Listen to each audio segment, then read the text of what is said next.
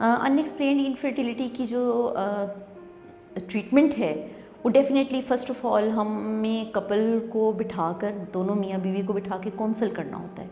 अगर तो couple young है, वाइफ भी यंग है, हस्बैंड भी यंग है और इसके अलावा कोई और रिस्क फैक्टर दोनों में नहीं है, तो फिर और रिपोर्ट्स भी दोनों की नॉर्मल हैं, तो हम उनको अमूमन वेट करने का कहते हैं। क्योंकि जैसा कि मैंने आपको बताया है कि 80% जो कपल हैं वो नेक्स्ट 3 to 5 ईयर्स में खुद ही कंसीव कर जाते हैं विदाउट एनी ट्रीटमेंट।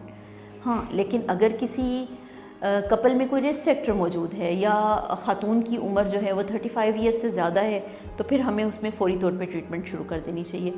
सबसे पहले तो काउंसलिंग है कि हमें दोनों मियाँ बीवी को समझाना है बिठाकर, उनको ये बताना है कि ट्रीटमेंट आगे किस तरह से चलेगी। और दूसरी बात ये कि इस सूरत में पूरी फैमिली को कोऑपरेट करना होता है। हमारे पास जो अमूमन कपल्स आते हैं उनको फैमिली की तरफ से बहुत ज़्यादा प्रेशर होता है। तो मेरा लोगों से यही कहना है कि बजाय इसके कि आप कपल को प्रेशर करें, मेल को प्रेशर करें या फीमेल को, स्पेशली हमारी सोसाइटी में जिस तरह से प्रेशर किया जाता है कि 1-2 साल हो गए हैं शादी को तो बाद डिवोर्सेस तक पहुंच जाती है, वो नहीं करना चाहिए। फ़र्स्ट ऑफ़ ऑल तो हमें एक रिलैक्स एनवायरनमेंट देनी चाहिए, कपल को बिठा के समझाना चाहिए कि ये इश्यूज़ हैं और आपके कंसेप्शन के कितने % चांसेस हैं। उसके बाद जब एक कंफर्टेबल एनवायरनमेंट बन जाती है और एवरीबॉडी जो घर में है, फैमिली में है, हस्बैंड है, कोऑपरेट करते हैं, तो फिर हम आगे ट्रीटमेंट की तरफ चलते हैं।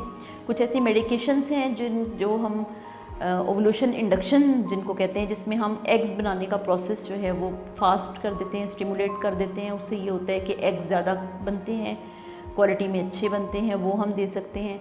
इसके अलावा जो ट्रीटमेंट बेसिकली अनएक्सप्लेन्ड इनफर्टिलिटी का है वो आर्टिफिशियल रिप्रोडक्टिव टेक्निक्स हैं।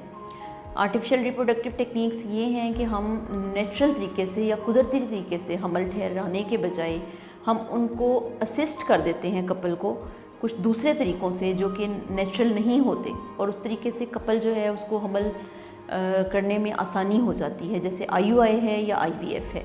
तो ये तरीके हम अनएक्सप्लेन्ड इनफर्टिलिटी के लिए ट्रीटमेंट करते हैं।